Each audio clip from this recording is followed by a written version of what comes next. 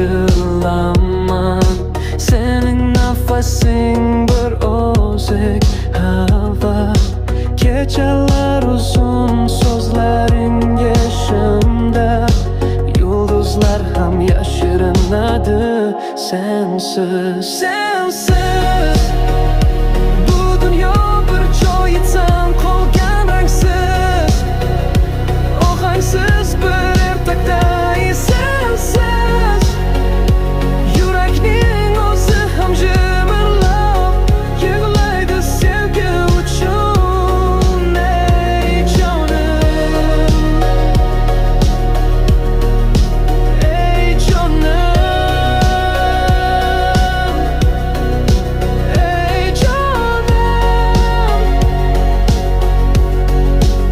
ey jonim.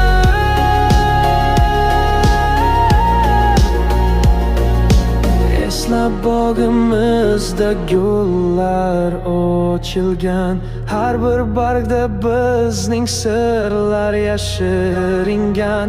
Endi shamol faqat g'amni olib kelar, hamma narsa xatoga aylanibdi.